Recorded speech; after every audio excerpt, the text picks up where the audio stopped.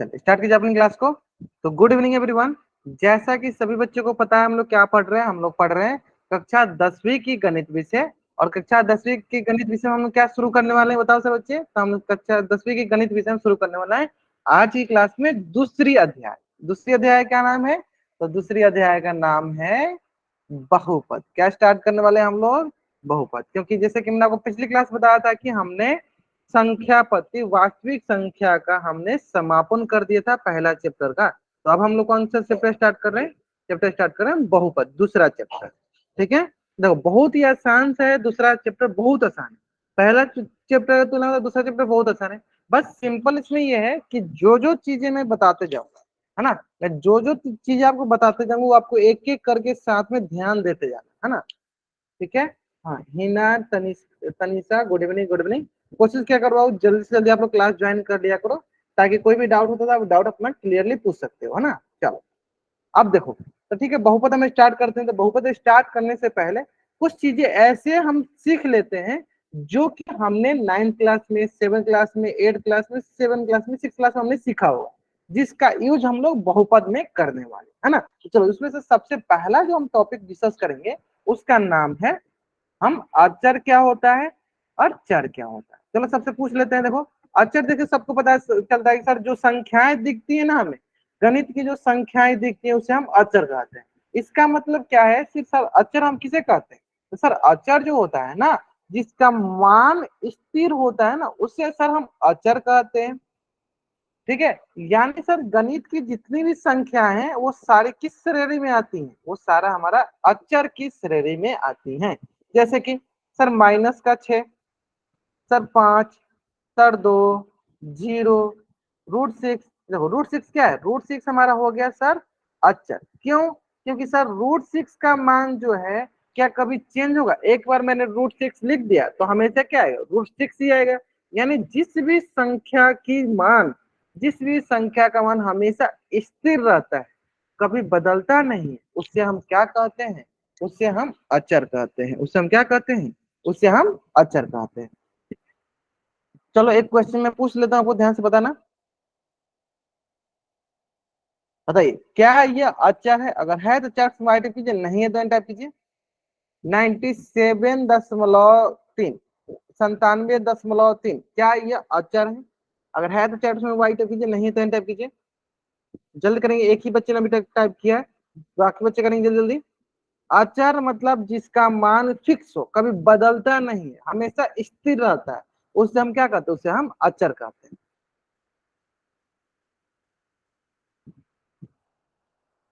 उसे क्या कहते हैं? हम अचर कहते हैं, है ना। इसका मतलब सर ये जो 97.3 है, ये जो 97.3 है, अब बताओ क्या इसका मान फिक्स है कि नहीं?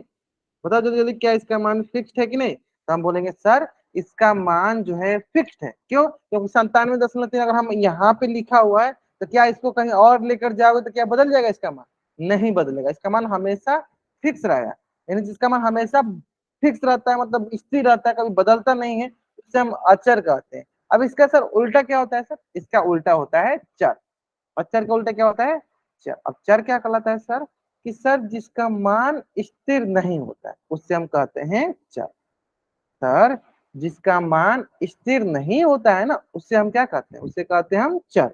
और जिसका मान स्थिर होता है उसे क्या कहते हैं? उसे कहते हैं अचर। यहाँ तो कोई डाउट? सिंपल नहीं सर? ठीक है सर, जिसका मान स्थिर होगा उसे हम अचर कहेंगे, जिसका मान स्थिर नहीं होगा उसे हम चर कहेंगे। अब आपके मन में दो तीन प्रश्न आएगा, सर हमें कैसे पता चलेगा कि इसका मान स्थिर है और इसका मान स्थिर नहीं? तो देखो जैसे कि एक एग्जांपल देते हैं, आपको समझ में आ जाए। देखो हमने देखा होगा कभी एक्स का मान 2 आता है, कभी एक्स का मान 3 आता है, कभी एक्स का मान 4 आता है, कभी एक्स का मान माइनस का 1000 आ जाएगा, कभी एक्स का मान माइनस का 500 हो जाएगा, है ना। मतलब इसका मतलब ये हो ना कि एक्स का मान बदलते रह रहा है। कभी देखो कभी 2 आ रहा है, कभी 3 आ रहा है, कभी 4 आ रहा है, कभी इतना आ रहा है, कभी इतना आ जा रहा है। यानी इसका मान क्या हो रहा है? बदलते रह रहा है। मतलब जिस जैसा समीकरण वैसे इसका मान बदलते रहेगा, है ना। मतलब एक्स का मान कभी कुछ भी हो जाएगा, कभी कुछ भी हो जाएगा। यानी जिसका मान बदलते रहता है उसे क्या कहते हैं? जिसका मान स्थिर नहीं रहता उसे क्या कहते हैं? उससे सर हम चर कहते हैं। उसे हम इंग्लिश में क्या कहते हैं? वेरिएबल कहते हैं, हिंदी में चर कहते हैं। तो इसे हम क्या कहेंगे? बताइए सर बच्चे, इसे हम चर करें। ठीक है। तो जनरली चर को दर्शाने के लिए ना जो इंग्लिश के अल्फाबेट्स होते हैं ना, अंग्रेजी भाषा के जो अल्फाबेट्स होते हैं ना, उसका उपयोग करते हैं। ABCD जो है ना, इन सब का उपयोग करते हैं। किसका उपयोग करते हैं? जनरली हम लोग चर को दर्शाने के लिए अंग्रेजी भाषा के जो अल्फाबेट्स है ना, ABCD 26 जो लेटर होते हैं उनका हम यूज करते हैं। ठीक है, ABCD से लेकर XYZ तक, है ना। इन सब का यूज किसके लिए करते हैं? चर को दर्शाने के लिए। किस लिए करते हैं? चर को दर्शाने के लिए हम इन सब का यूज करते हैं। अब अगर आपको यहाँ तक समझ में आ गया तो जल्दी से आप इस पेज का स्क्रीनशॉट ले लो और चैट में डबल वाइट करो। अगर आपको यहाँ तक समझ में आ गया, जल्दी से आप इस पेज का स्क्रीनशॉट ले लो और चैट में डबल वाइट करो। क्लियर हो गया कोई यहाँ तक? समझ में भी आ गया होगा। अचर क्या कहलाता है? अचर वो होता है जिसका मान स्थिर होता है उसे अचर कहते हैं। जिसका मान स्थिर नहीं होता उसे चर कहते हैं। जिसका मान स्थिर होता है मतलब उसका, जैसे कोई भी संख्या ले लो, अगर आपने एक बार कॉपी में लिख दिया तो क्या उसका कभी मान चेंज होगा? सेम टू सेम हो रहेगा। लेकिन चर में क्या होगा कि कभी x का मान 2 हो जाता है, तो कभी x का मान 3 हो जाता है, कभी x का मान 4 हो जाता है। हमने x का बहुत सारा मान देखा हुआ, लेकिन हमें कहीं एक जगह √6 लिखा तो हमेशा √6 का मान √6 ही होगा, उसका मान कभी चेंज होगा नहीं होगा। यानी जिसका मान बदलते रहता है उसे हम चर कहते हैं, जिसका मान नहीं बदलते रहता है उसे हम अचर कहते हैं। क्लियर है? क्लियर है? चलो, अगर आपको यहाँ तक समझ में आ गया, जैसे आपने इसका स्क्रीनशॉट ले लिया ना, चलो बहुत बढ़िया। अब आते हैं सर, नेक्स्ट टॉपिक क्या है सर? बीजीय व्यंजक। नेक्स्ट टॉपिक क्या है? बीजीय व्यंजक। अब हमें यहाँ पे बीजीय व्यंजक क्यों इतना अच्छे से समझना चाहिए? क्योंकि देखो अभी हमने चर और अचर समझ लिया। चर मतलब जिसका मान फिक्स नहीं होता है, बदलते रहता है। अचर मतलब जिसका मान फिक्स होता है ना। अब देखो, तो बीजीय व्यंजक क्या होता है? तो सर बीजीय व्यंजक मतलब अलजेब्रिक एक्सप्रेशन क्या होता है? तो उन्हीं से कुछ रिलेशन होगा, तभी तो मैंने उसको पहले पढ़ाया है ना। देखो क्या होता है, बीजीय व्यंजक जो होता है ना, वो क्या होता है समझो। वो होता है चर तथा अचर के साथ संक्रियाओं को भी मिला लेते हैं, है ना। संक्रियाओं को भी मिला के जो व्यंजक होता है उसको बीजीय व्यंजक बोलते हैं। जैसे कि एग्जांपल देख लो, चर हो गया, ये मान लो अचर हो गया, एक हो गया चर और ये हो गया अचर। चर ये हो गया अचर। अब हमें देखना है इसमें संक्रिया। संक्रिया हो सकती है प्लस, माइनस, गुना एंड भाग, ये हमारी संक्रियाएं हो सकती हैं, है ना। अब देखो इस चर अचर के साथ अगर हम इन संक्रियाओं का यूज करके कोई अगर व्यंजक बनाते हैं तो उसको क्या कहेंगे? उसको बोलेंगे बीजीय व्यंजक। जैसे एग्जांपल देख लो, एक कोई चर ले लो आप, जैसे मैं बोलूं एक्स ले लो, हाँ जैसे एक एग्जांपल ले लो। अच्छा इंग्लिश में भी बता दो? हाँ चलो इंग्लिश में बता देते। चलो सिंपल सर, चर मतलब वेरिएबल, वेरिएबल हो जाए। अचर मतलब कांस्टेंट, है ना।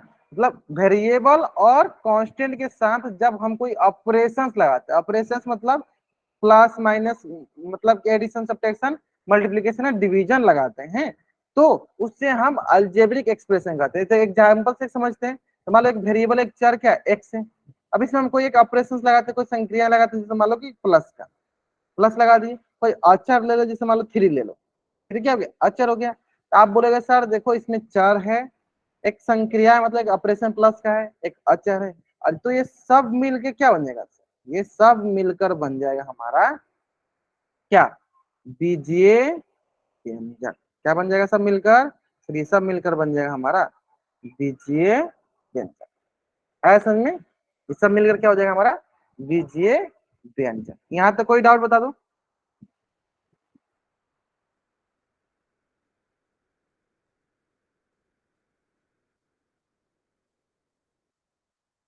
क्लियर है यहाँ तक ना? आसान समझ में आ गया होगा। तो x+3 हमारा बीजीय व्यंजक, यहाँ तक एकदम आसान समझ में आ गया होगा, है ना। अब देखो सिंपल, है ना। अब देखो सिंपल, हम देखो इसमें और आपको बढ़ाते जाएंगे।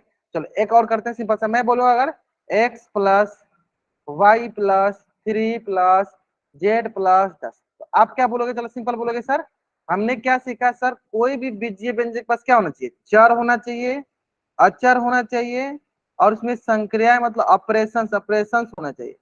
ऑपरेशंस मतलब जोड़ घटाव गुना भाग होना चाहिए, तो वो हमारा क्या कहलाएगा? बीजीय व्यंजक। तो देखते हैं सर, इसमें देखो चार है, ये भी चार, ये भी चार, सर ये देखो अचर है, अचर है। सर इसमें देखो संक्रियाएं भी है, प्लस प्लस प्लस, सब क्या है? संक्रियाएं। तो क्या ये हमारा बीजीय व्यंजक है? अगर है तो चैट में वाई टाइप कीजिए, नहीं है तो एन टाइप कीजिए। अगर है तो चैट में वाई टाइप कीजिए, नहीं है तो एन टाइप कीजिए। क्या ये हमारा अलजेब्रिक एक्सप्रेशन है? अगर है तो चैट में वाई टाइप कीजिए, नहीं है तो एन टाइप कीजिए, है ना। क्योंकि सर हमें सिंपली किसी भी व्यंजक में क्या क्या चीज चाहिए? चर चाहिए, अचर चाहिए, और उसमें कोई संक्रियाएं, जैसे जोड़ घटाव गुना भाग हो तो उसमें संक्रियाएं हो, उसे क्या कहते हैं, उसे कहते हैं हम बीजीय, उसे क्या कहते हैं, उसे कहते हैं बीजीय व्यंजक। क्लियर है? अब देखते हैं दूसरा।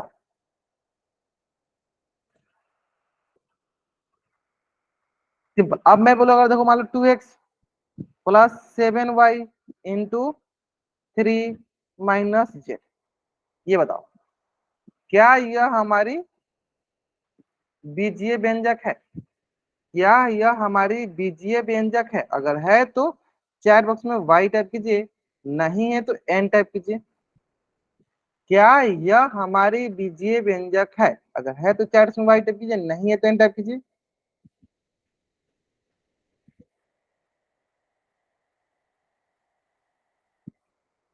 बताइए बताइए, चैट सुनता है, चैट सुनता है आप लोगों को? चलो एक क्वेश्चन बताया, बहुत होंगे।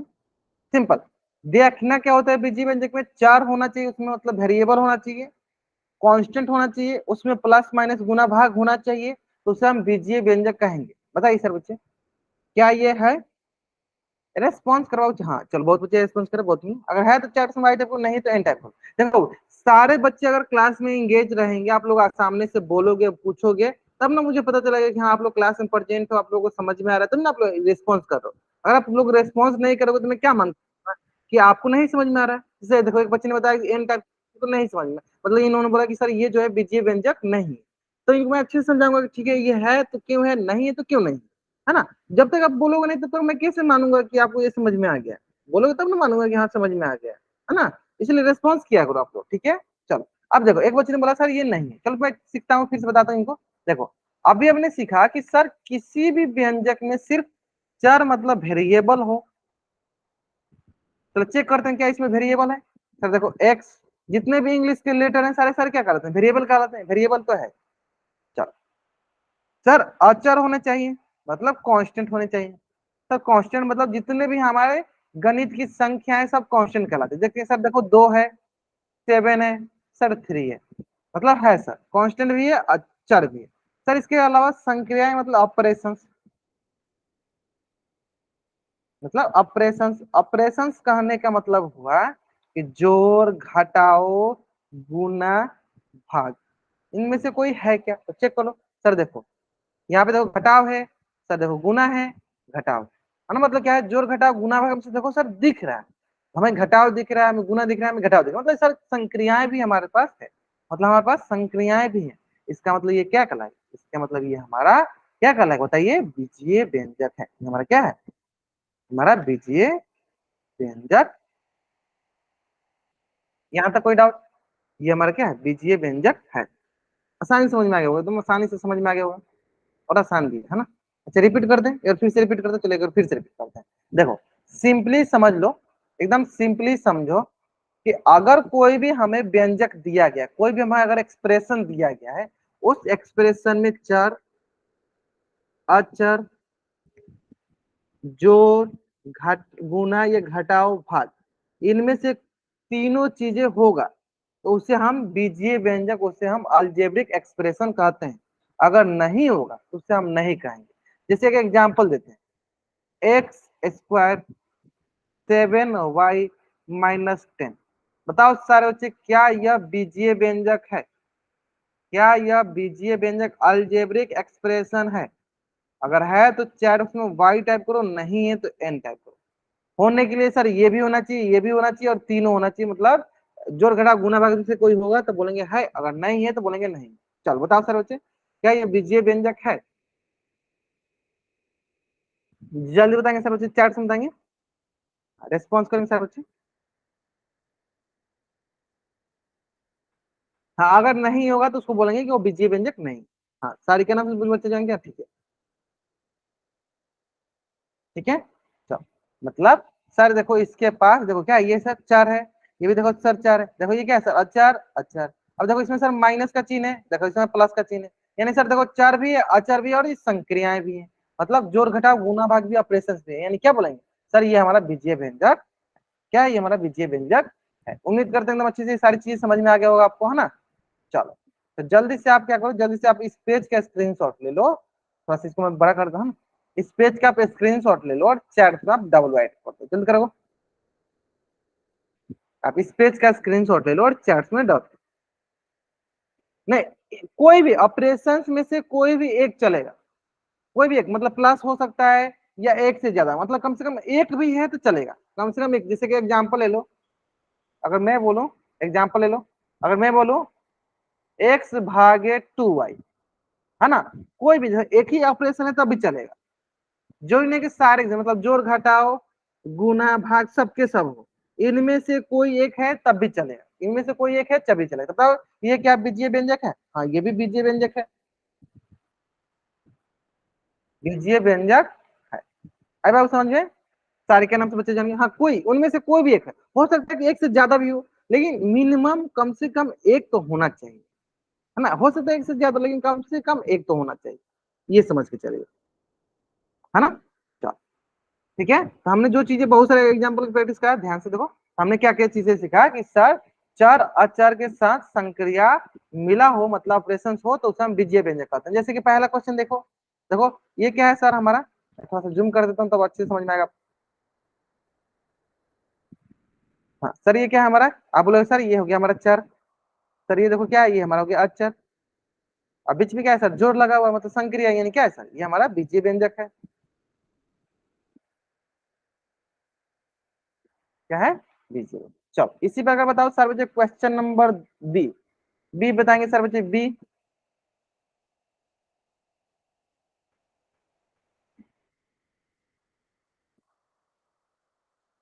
क्वेश्चन नंबर बी बताएंगे सर बच्चे, बी क्या हुआ, क्या ये हमारा बीजीय व्यंजक है या नहीं, क्या ये हमारा बीजीय व्यंजक है या नहीं है।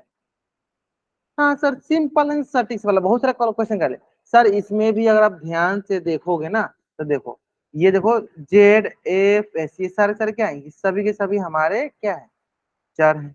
अब देखो 33, 78, ये सारे क्या है, ये सारे हमारे अचर है। और इसमें देखो संक्रियाएं लगा हुआ है, प्लस माइनस, ये क्या है, ये हमारे संक्रियाएं हैं, ये हमारे क्या है, ये हमारे संक्रियाएं हैं, है ना, ये हमारे क्या है, संक्रियाएं लगाओ, यानी ये हमारे ओवरऑल क्या हो जाएगा, ये हमारा ओवरऑल हो गया बीजीय व्यंजक, ये हमारा ओवरऑल क्या हो गया सर, बीजीय व्यंजक। उम्मीद करते हैं यहाँ तक एकदम अच्छी समझ में आ गया होगा, यहाँ तक कोई डाउट हो बताओ, आसान समझ में आया यहाँ तक, यानी क्या हो गया, ये हमारा बीजीय व्यंजक होगा। क्लियर है, चलो ठीक है, ठीक है। इसी पर बताओ सर बच्चे क्वेश्चन नंबर सी, बताइए क्या वो हमारा बीजीय व्यंजक है, अगर है तो चैट में आई टाइप कीजिए, नहीं है तो टाइप कीजिए। उम्मीद करते हैं एकदम अभी तो एकदम क्लियर समझ में आ गया होगा कि कब होगा कब नहीं होगा। अगर चर और अचर के साथ संक्रियाएं होंगे तो हमारा बीजीय व्यंजक होगा, चर और अचर के साथ संक्रियाएं नहीं होंगे तो हमारा बीजीय व्यंजक नहीं होगा। क्लियर है,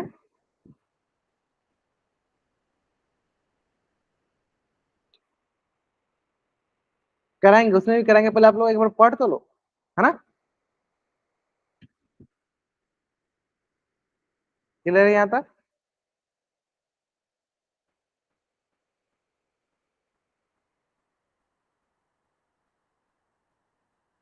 चलो अब देखो इसके बाद आते हैं, चलो समझ आ गया यहाँ तक। अब आते हैं सर बहुपद, है ना।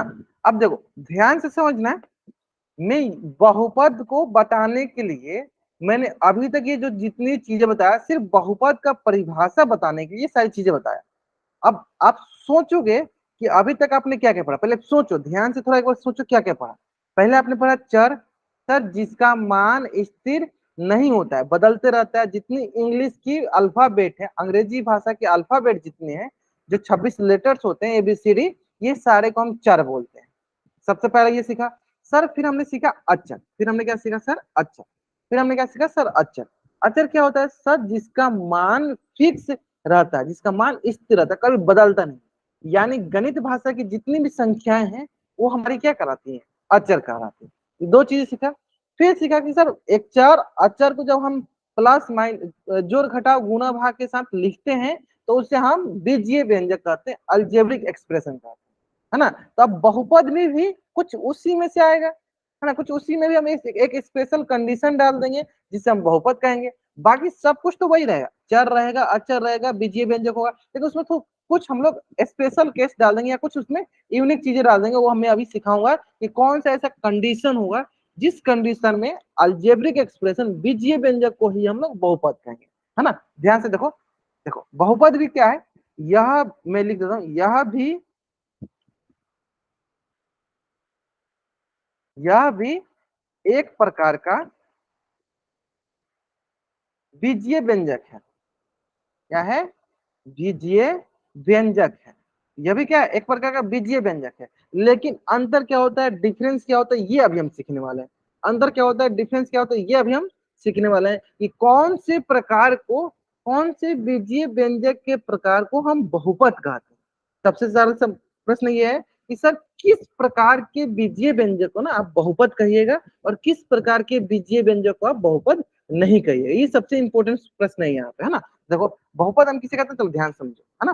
देखो बहुपद एक विशेष प्रकार का बीजीय व्यंजक होता है, ये मैंने बता दिया, जिसमें चर की सभी घातांक पूर्ण संख्या होती है। अब ये कहना क्या चाहते हैं समझो, पहले पूर्ण संख्या समझते हैं। बताओ सर बच्चे पूर्ण संख्या क्या होती है, चैट सुनता हूँ सर बच्चे, पूर्ण संख्या क्या होती है, व्हाट इज पूर्ण संख्या? पूर्ण संख्या क्या होती है बताइए सर बच्चे, पूर्ण संख्या क्या होती है, व्हाट इज पूर्ण संख्या? चार से बताएंगे पूर्ण संख्या क्या होती है।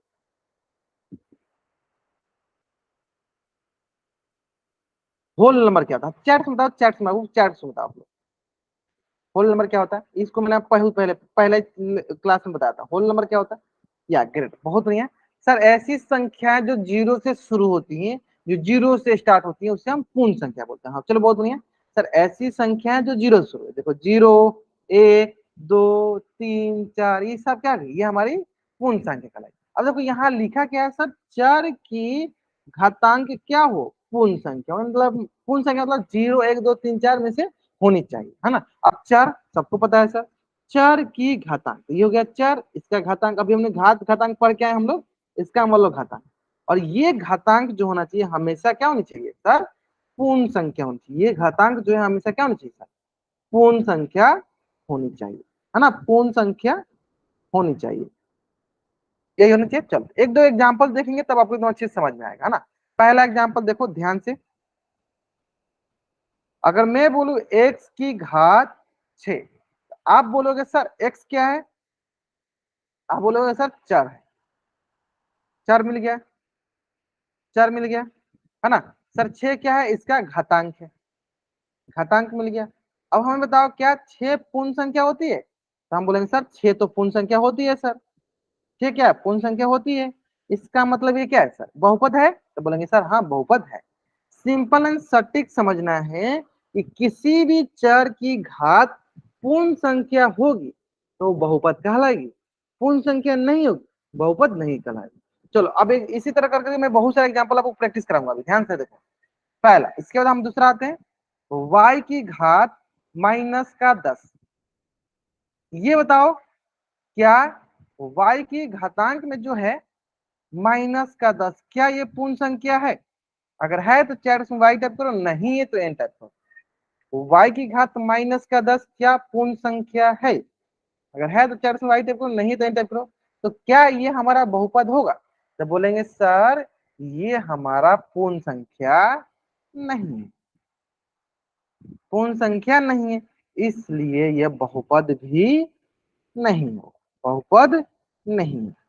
ऐसे में चलो इसी तरह देखो बहुत सारा करेंगे, अब ये एक एक करके प्रैक्टिस करते जाएंगे, है ना। अब देखो जेड की घात 3/4। अब हम बताओ कि इसकी जो घातांक में 3/4 है, क्या ये पूर्ण संख्या है?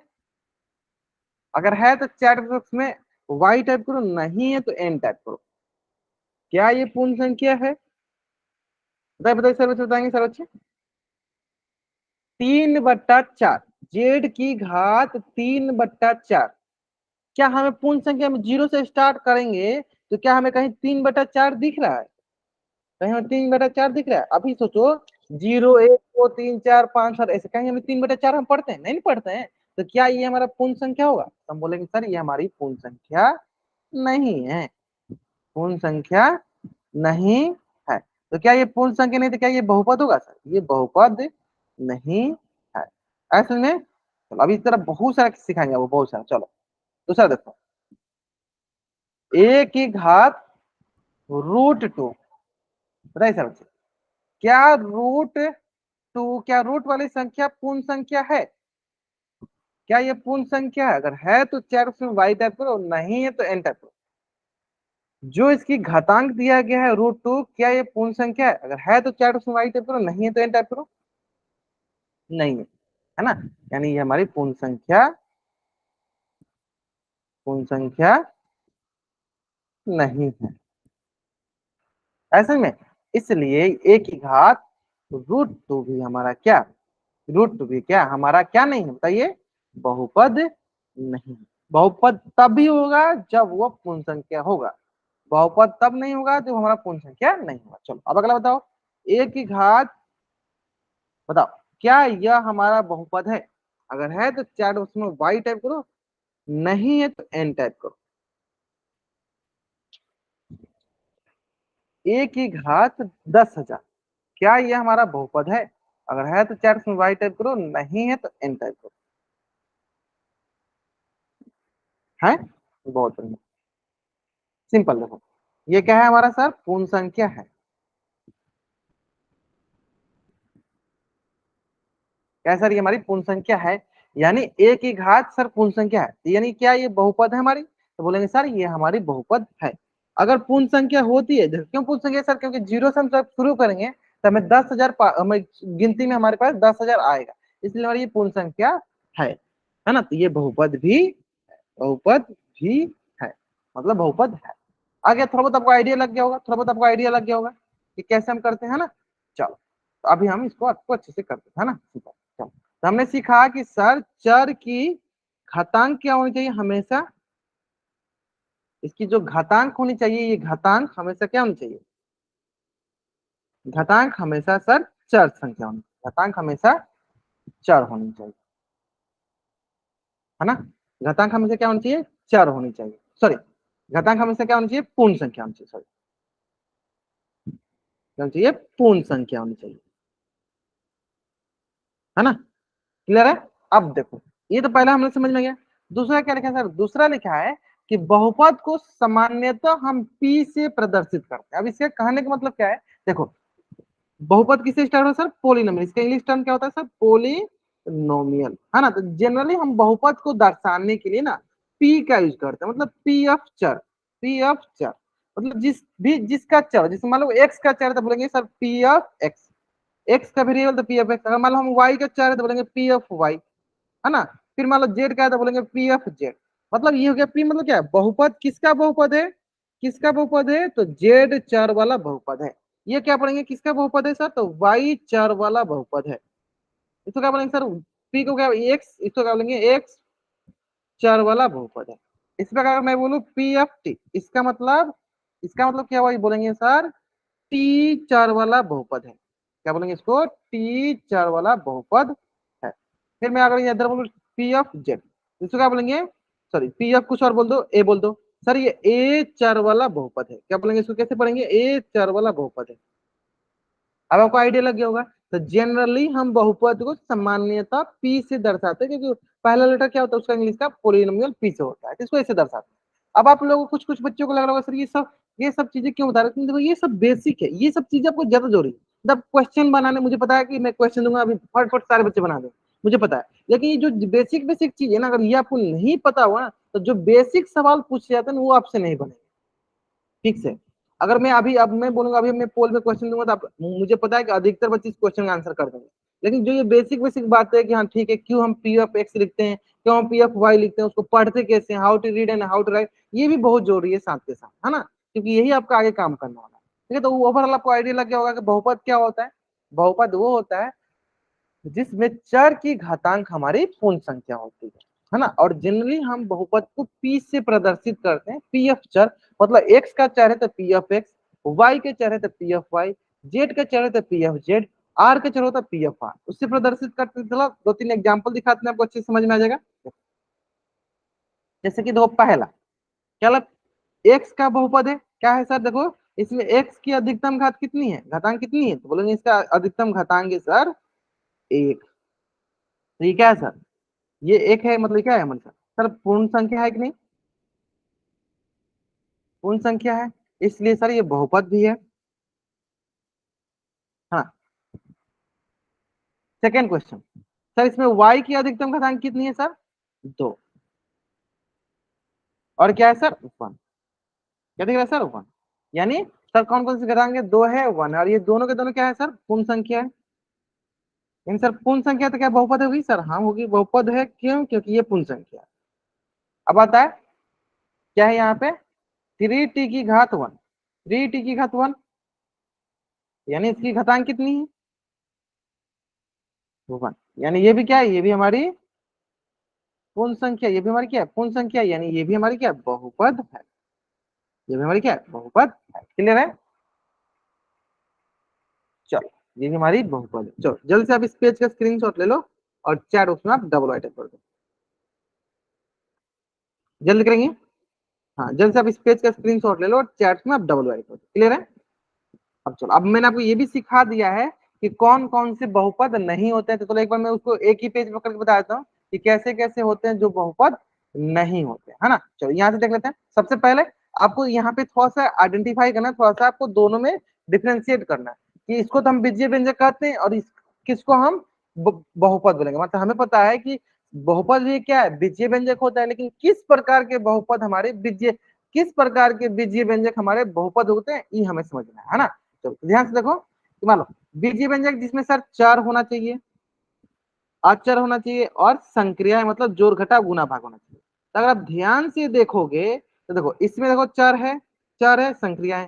देखो इसमें चर है, चर है, संक्रियाएं हैं, चर है, चर है, अचर भी है। देखो अचर भी है, सब में अचर भी है। यानी आप सब ध्यान से देखो ये सारे सारे क्या है? सारे सारे बीजीय व्यंजक है। क्यों? क्योंकि सर सब में चर है, अचर और संक्रिया है।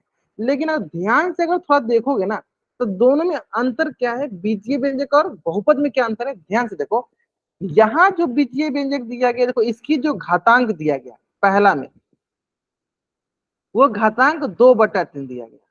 तो अगर हमें बहुपद पता करना होता तो बोलते सर ये बहुपद नहीं है, लेकिन हमें बोला गया क्या ये बीजीय व्यंजक है। हाँ, बीजीय व्यंजक में घातांक से कोई मतलब नहीं रहता, उसमें सिर्फ इससे मतलब रहता है क्या चर दिया गया है, चर की घातांक कुछ भी हो, क्या अचर दिया गया है, अचर कुछ भी हो, जोड़ घटाव गुना भाग अचर में मतलब कि रूट में हो, फ्रैक्शन में, कुछ भी हो सकता है। क्या उसमें कोई संक्रियाएं दी गई? संक्रिया मतलब जोड़ घटाव गुना भाग है। ये सब सिंपल सिंपल चीजें देखा जाता है। अब आता है बहुपद पे आता है। बहुपद मतलब देखो घातांक। घातांक में क्या है सर? देखो दो, यहाँ पे क्या है? 1। यानी घातांक में हमें क्या क्या चीजें दिखा है? यहाँ पे घातांक में हमें दिखा 2 और घातांक में क्या दिखा हमें? 2 और घातांक क्या दिखा? 2 और 2 और 1 क्या है सर? पूर्ण संख्या। क्या? पूर्ण संख्या। तो अगर ये 2 और 1 पूर्ण संख्या है तो क्या ये बहुपद भी है? तो हम बोलेंगे सर हाँ ये बहुपद होगा, क्योंकि घातांक हमेशा ध्यान देना है, घातांक हमारी पूर्ण संख्या होनी चाहिए, है ना। घातांक हमारी हमेशा पूर्ण संख्या होनी चाहिए। ठीक है, ठीक है। उसी पर ये देखो दोनों में अंतर आपका डिफ्रेंशिएट हो गया ना कि बीजीय व्यंजक में कोई जरूरी नहीं है कि घातांक आपका क्या है, कुछ भी हो सकता है, एनीथिंग। सिर्फ ध्यान देना चर होना चाहिए, अचर होना चाहिए, संख्या, वो बीजीय व्यंजक कहलाती है। लेकिन बहुपद के लिए आपको बता दिया गया कि बहुपद के लिए घातांक होगा तो होगा हमेशा पूर्ण संख्या, है ना। जैसे कि अगर मैं यहाँ बताऊं कि कौन कौन से बीजीय व्यंजक बहुपद नहीं होते हैं, तो चलो ध्यान से समझो।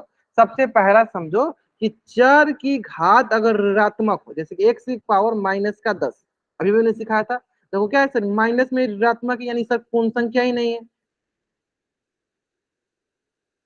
तो क्या ये बहुपद होंगे सर? नहीं होंगे।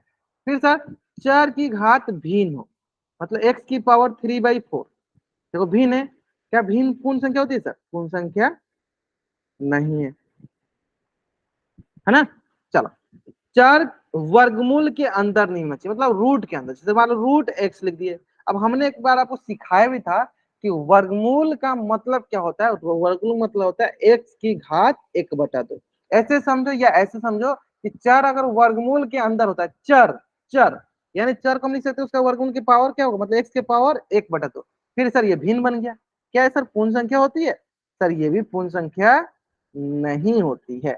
ये भी पूर्ण संख्या नहीं होती है, तो क्या ये बहुपद कहलाएगा सर? नहीं। सबसे इंपॉर्टेंट मैं इसको मानता हूं, अधिकतर बच्चे यहीं पे गलती करते हैं ना कि सर चर अगर हर में होता है तो वो हमारा बहुपद नहीं होता। क्यों नहीं? तो चलो यहाँ समझते हैं। देखो 1/x चर कहाँ है सर? हर में है।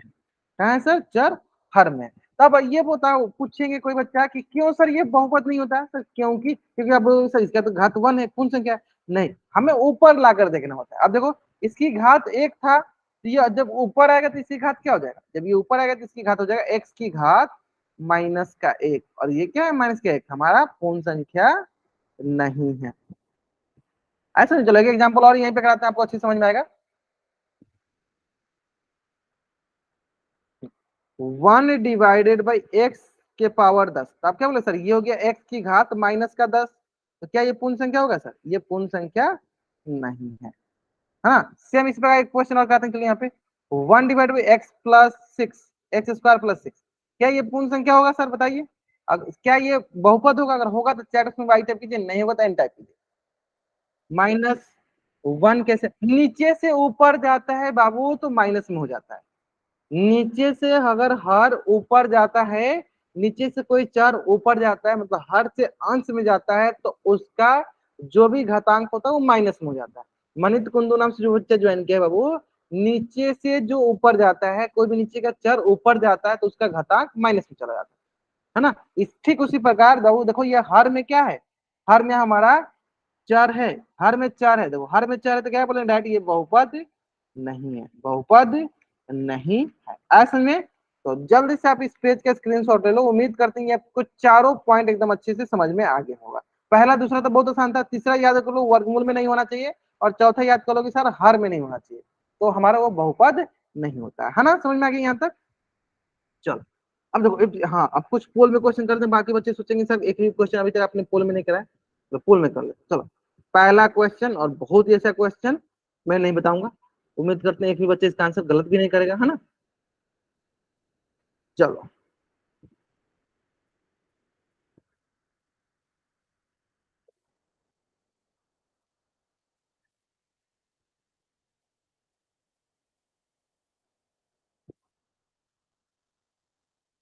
पहला क्वेश्चन का आंसर करो फिर से, कुछ बच्चे अच्छा क्वेश्चन दो में पहला क्वेश्चन बस फिर से देखो, जो बच्चे एक बार आंसर कर ध्यान से देखो, फिर से आकर आपको आंसर करना पड़ेगा, जल्दी जल्दी आंसर करेंगे।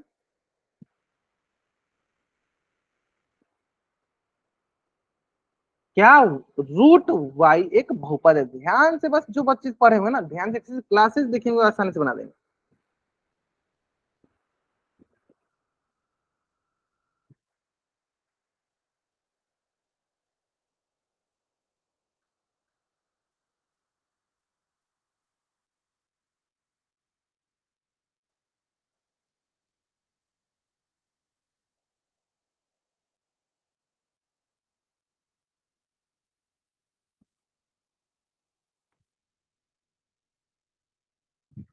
लास्ट 30 सेकेंड, आधे बच्चों ने आंसर कर दिया, चलो बहुत बढ़िया।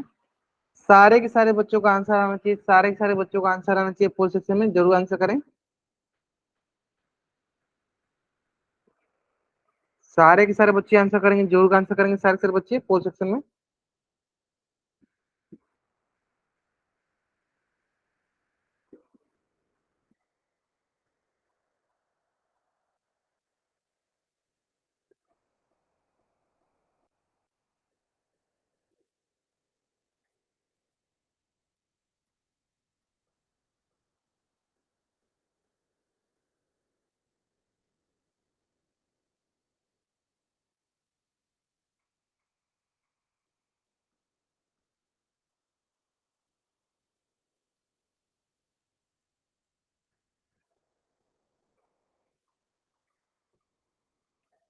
चलिए बहुत बढ़िया, ग्रेट।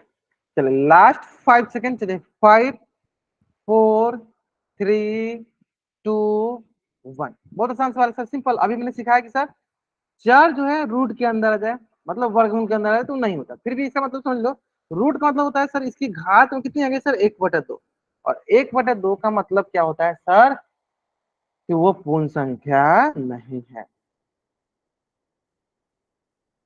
सर जब ये पूर्ण संख्या नहीं है तो क्या ये बहुपद है, वो नहीं सर, ये बहुपद नहीं है,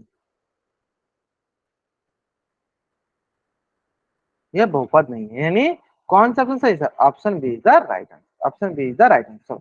जल्दी से आप इस पेज का स्क्रीनशॉट लीजिए और चार उसमें आप डबल वाइड करिए, जल्द करेंगे। हाँ, जल्द से आप इस पेज का स्क्रीनशॉट लीजिए और चार उसमें आप डबल वाइड करिए। ठीक इस प्रकार चलो नेक्स्ट क्वेश्चन ध्यान से करेंगे और जल्दीबाजी में आंसर नहीं करेंगे। देख लो ABCD कैसे लिखा गया है, ए ऊपर है, फिर बी नीचे है, सी साइड में, फिर डी है, इस तरह आंसर करेंगे, है ना। और इसमें बताना है कि निम्न में से कौन सा बहुपद है, हमें बताना है कौन बहुपद है, ये ध्यान ध्यान देंगे।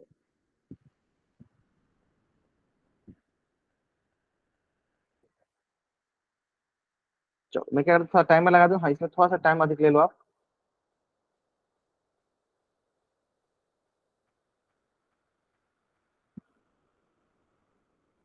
निम्नलिखित में से कौन सा बहुपद है, बहुपद है बताना है।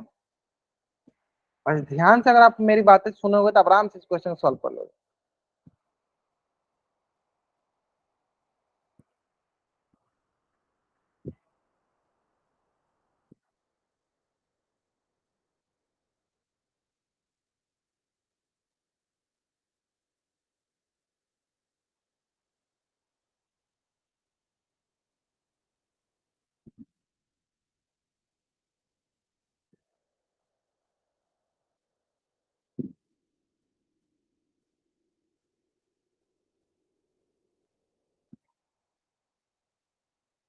बहुपद है ये ध्यान देना हमें, हमने दो तीन कंडीशन ध्यान दिया, उसी दो तीन कंडीशन में ध्यान देना, बहुत चांसेस एकदम सही कर रहा है, बहुत बढ़िया। तो टाइम लो लेकिन आंसर आप सही किया करो।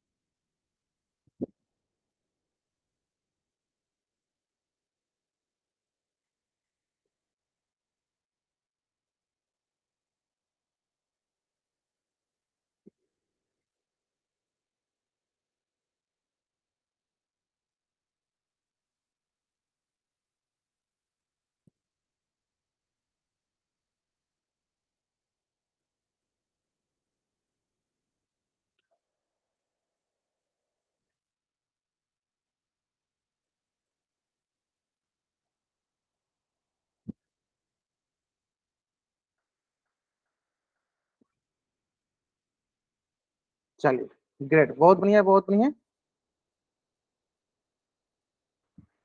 चलिए लास्ट फाइव सेकंड, चलिए 5 4 3 2 1, है ना। देखते हैं सर, सबसे आसान सवाल था।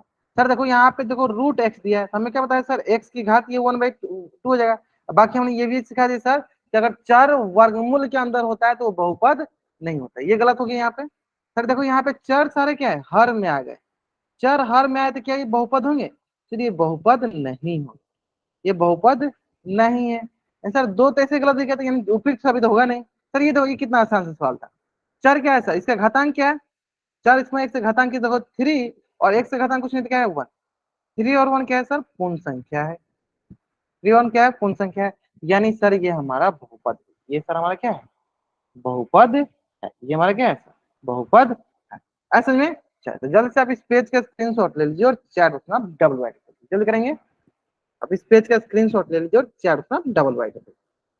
हाँ कुछ बच्चे जल्दीबाजी में ये हमेशा क्या रहता है ABCD ऐसे देखने का, मैं समझ सकता हूँ, मैं समझ सकता हूँ, इसलिए जल्दीबाजी में आंसर मत किया करो आप लोग, है ना। चलो, है ना। चलिए अब अगला जो है हम लोग डिग्री ऑफ पोलिनोमियल जो है बहुपद की घात जो है ना, इसको हम लोग सीखेंगे नेक्स्ट क्लास में, है ना। आज की क्लास में हम यहीं तक रखेंगे। चलो जहां तक किसी बच्चा को कुछ भी डाउट है, वो बच्चा चैट बॉक्स में अपना एन टाइप करेगा, अपना डाउट पूछेगा। अगर आपको डाउट नहीं है तो आप चैट बॉक्स में वाई टाइप करके जा सकते हैं। आज की क्लास में हम यहीं तक पढ़ेंगे। अगर यहाँ तक किसी बच्चे को कुछ भी डाउट है, वो बच्चा चैट बॉक्स में एन टाइप कीजिए, अपना डाउट पूछिए। अगर नहीं डाउट है आप चैट बॉक्स में वाई टाइप करके जा सकते हैं, पूछिए। जिनको डाउट है एन टाइप कीजिए, पूछिए।